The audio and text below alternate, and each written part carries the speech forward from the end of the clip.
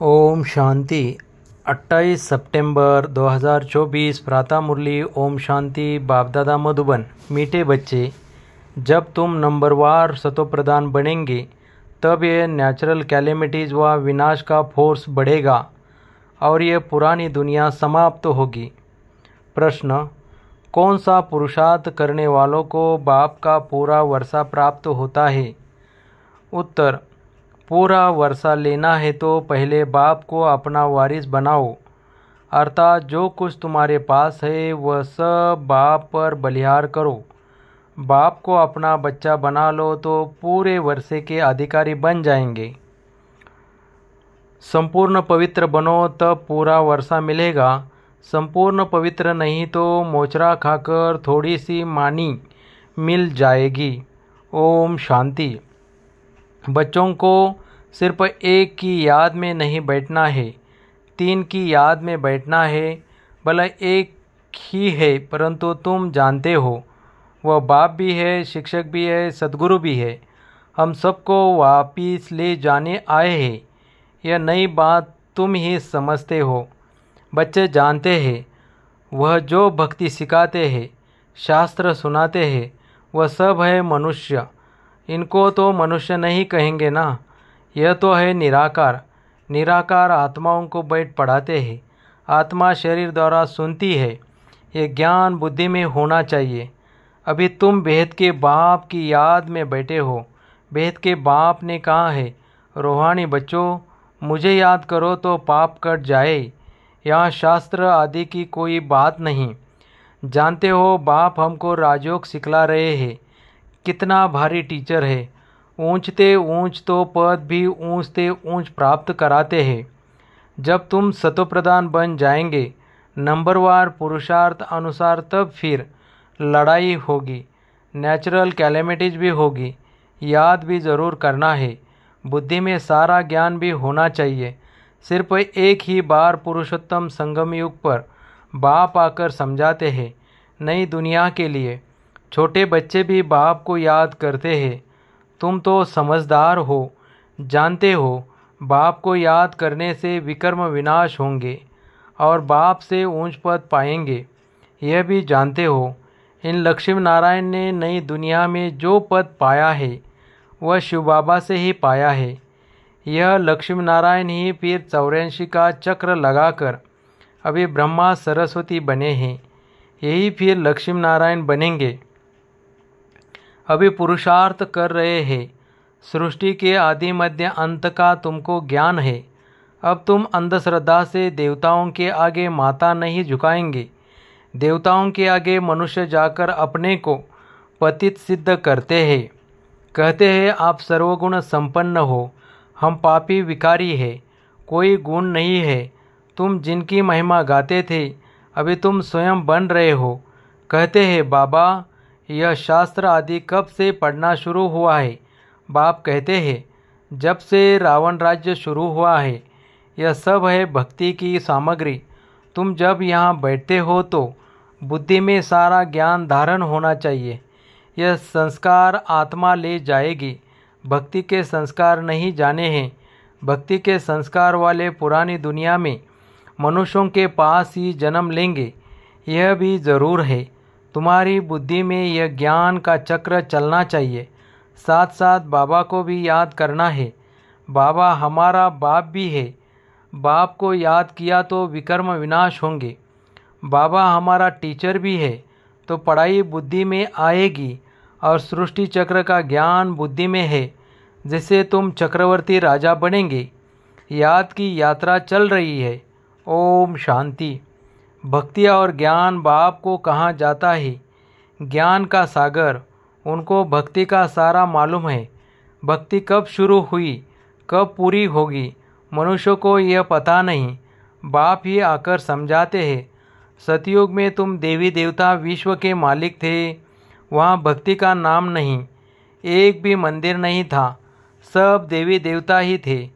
पीछे जब आदि दुनिया पुरानी होती है, यानी 2500 वर्ष पूरे होते हैं, अथवा त्रेता और द्वापर का संगम होता है, तब रावण आता है। संगम तो जरूर चाहिए। त्रेता और द्वापर के संगम पर रावण आते हैं, जबकि देवी देवता वाम मार्ग में गिरते हैं। यह सिवाय तुम्हारे कोई नहीं जानते।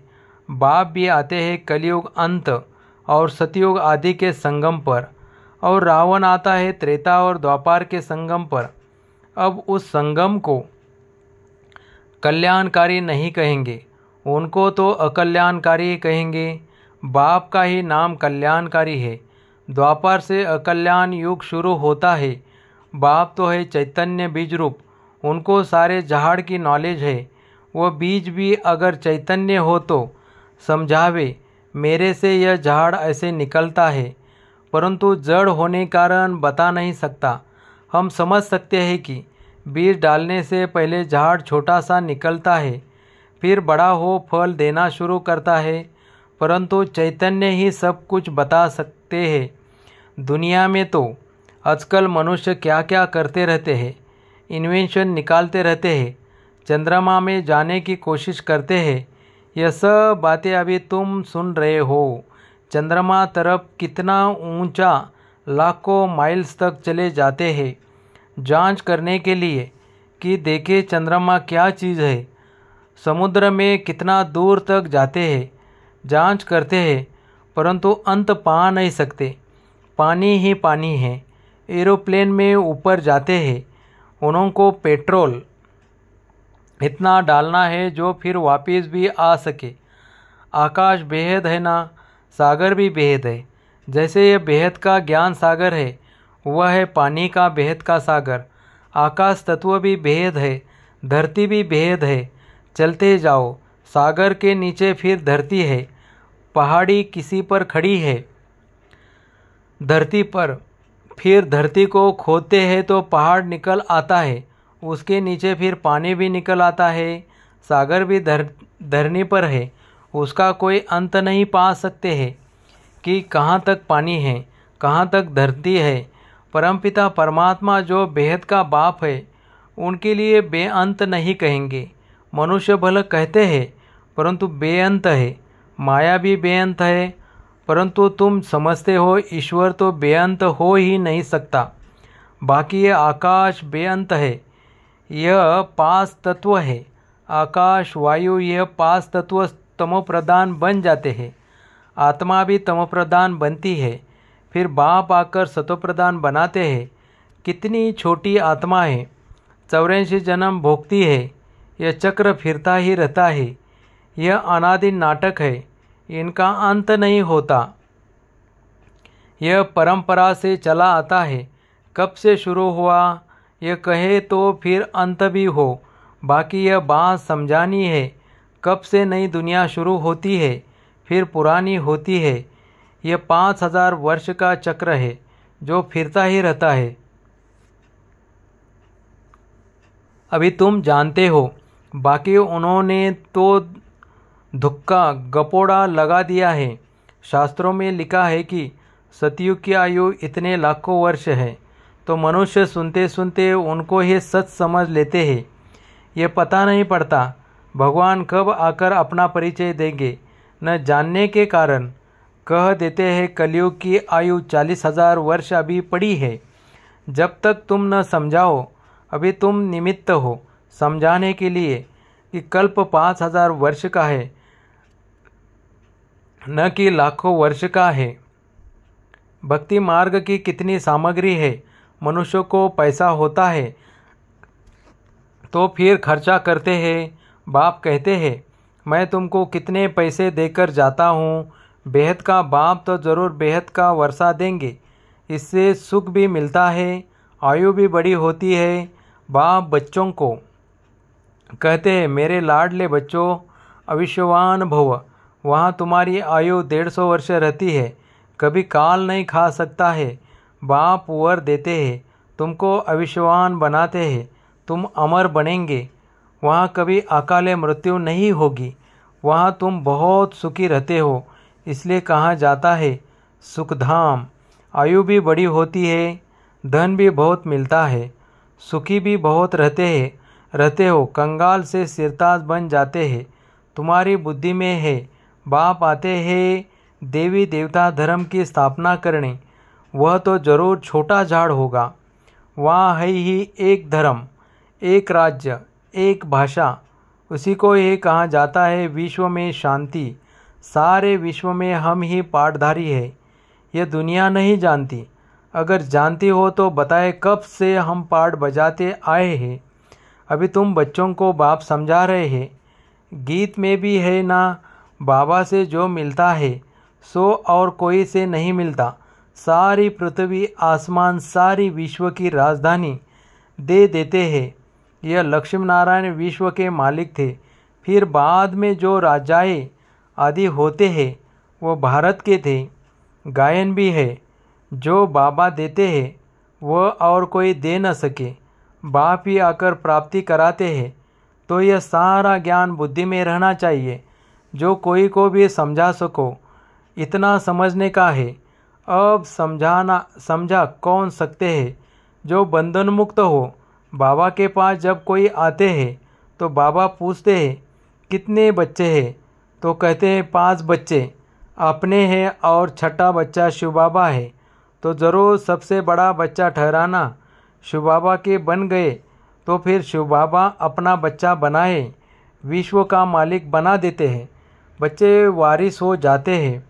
यह लक्ष्मी नारायण शिव बाबा के पूरे वारिस है। आगे जन्म में शिव बाबा को सब कुछ दे दिया तो वर्षा ज़रूर बच्चों को मिलना चाहिए। बाबा ने कहा मुझे वारिस बनाओ, फिर दूसरा कोई नहीं कहते। बाबा यह सब कुछ आपका है, आपका फिर हमारा है। आप हमको सारे विश्व की बादशाही का वर्षा देते हो, क्योंकि तुमको जो कुछ था वह दे दिया। ड्रामा में नूंद है ना, अर्जुन को विनाश भी दिखाया तो चतुर्भुज भी दिखाया। अर्जुन कोई और तो नहीं है, इनको साक्षात्कार हुआ। देखा राजाई मिलती है तो क्यों न शिव बाबा को वारिस बनाऊं। वह फिर हमको वारिस बनाते हैं। यह सौदा तो बहुत अच्छा है। कभी कोई से कुछ पूछा नहीं, गुप्त सब कुछ दिया। इसी को कहा जाता है गुप्त दान। किसी को क्या पता इन्हों को क्या हो गया, किन्होंने समझा इनको वैराग्य आया, शायद सन्यासी बन गया। तो यह बच्चियाँ भी कहती है 5 बच्चे तो अपने हैं, बाकी एक बच्चा हम इनको बनाएंगे। इसने भी सब कुछ बाबा के आगे रख दिया, जिससे बहुतों की सर्विस हो। बाबा को देख सबको ख्याल आया, सब घर बार छोड़ भागे आए। वहाँ से ही हंगामा शुरू हुआ। घर बार छोड़ने की उन्होंने हिम्मत दिखाई। शास्त्रों में भी लिखा है भट्टी बनी थी, क्योंकि उनको एकांत जरूर चाहिए, सिवाय बाप के और कोई याद न रहे। मित्र संबंधियों आदि की भी याद न रहे, क्योंकि आत्मा जो पतित बनी है उनको पावन जरूर बनाना है। बाप कहते हैं गृहस्थ व्यवहार में रहते पवित्र बनो, इस पर ही मुसीबत आती है। कहते थे यह स्त्री पुरुष के बीच में झगड़ा डालने वाला ज्ञान है, क्योंकि एक पवित्र बने दूसरा न बने तो मारामारी चल पड़े। इन सब ने मारे खाई है, क्योंकि अचानक नई बात हुई ना, सब आश्चर्य खाने लगे। ये क्या हुआ जो इतने सब भागते हैं, मनुष्यों में समझ तो नहीं है, इतना कहते थे। कोई ताकत है, ऐसा तो कभी हुआ नहीं जो अपना घर बार छोड़ भागे। ड्रामा में यह सब चरित्र शिव बाबा के हैं। कोई हाथी खाली भागे, यह भी खेल है। घर बार आदि सब छोड़ भागे, कुछ भी याद नहीं रहा, बाकी सिर्फ यह शरीर है जिसे काम करना है। आत्मा को भी याद की यात्रा से पवित्र बनना है, तब ही पवित्र आत्माएं वापिस जा सकती है। स्वर्ग में अपवित्र आत्मा तो जा न सके, कायदा नहीं। मुक्ति धाम में पवित्र ही चाहिए। पवित्र बनने में ही कितने विघ्न पड़ते हैं। आगे कोई सत्संग आदि में जाने के लिए रुकावट थोड़ी ही होती थी, कहाँ भी चले जाते थे। यहाँ पवित्रता के कारण विघ्न पड़ते हैं, यह तो समझते हैं। पवित्र बनने बिगर वापस घर जा न सके। धर्मराज द्वारा मोचरे सजाए खाने पड़ेंगे, फिर थोड़ी मानी मिलेगी। मोचरा नहीं खाएंगे तो पद भी अच्छा मिलेगा। यह समझ की बात है। बाप कहते हैं, मीठे बच्चों, तुमको हमारे पास आना है। यह पुराना शरीर छोड़ पवित्र आत्मा बन आना है। फिर जब 5 तत्व सतोप्रधान नए हो जाएंगे तब तुमको शरीर नए सतोप्रधान मिलेंगे। सारे उथल पुथल हो नए बन जाएंगे। जैसे बाबा इनमें आकर बैठते हैं वैसे आत्मा बिगर कोई तकलीफ गर्भ महल में जाकर बैठेगी। फिर जब समय होता है तो बाहर आ जाती है तो जैसे बिजली चमक जाती है, क्योंकि आत्मा पवित्र है। यह सब ड्रामा में नूंद है। अच्छा, मीठे मीठे सिकलदे बच्चों प्रति माता पिता बाप दादा का याद प्यार और गुड मॉर्निंग। रूहानी बाप की रूहानी बच्चों को नमस्ते। धारणा के लिए मुख्य सार। आत्मा को पावन बनाने के लिए एकांत की भट्टी में रहना है। एक बाप के सिवाय दूसरा कोई भी मित्र संबंधी याद न आए। 2. बुद्धि में सारा ज्ञान रख बंधन मुक्त बन दूसरों की सर्विस करनी है। बाप से सच्चा सौदा करना है। जैसे बाप ने सब कुछ गुप्त किया ऐसे गुप्त दान करना है। वरदान। माया के विकराल रूप के खेल को साक्षी होकर देखने वाले मायाजित भव। माया को वेलकम करने वाले उसके विकराल रूप को देखकर घबराते नहीं। साक्षी होकर खेल देखने से मज़ा आता है, क्योंकि माया का बाहर से शेर का रूप है, लेकिन उसमें ताकत बिल्ली जितनी भी नहीं है। सिर्फ आप घबरा कर उसे बड़ा बना देते हो। क्या करो, कैसे होगा, लेकिन यही पाठ याद रखो, जो हो रहा है वो अच्छा और जो होने वाला है वो और अच्छा। साक्षी होकर खेल देखो तो मायाजीत बन जाएंगे। स्लोगन। जो सहनशील है वह किसी के भाव स्वभाव में जलते नहीं। व्यर्थ बातों को एक कान से सुन दूसरे से निकाल देते हैं। ओम शांति।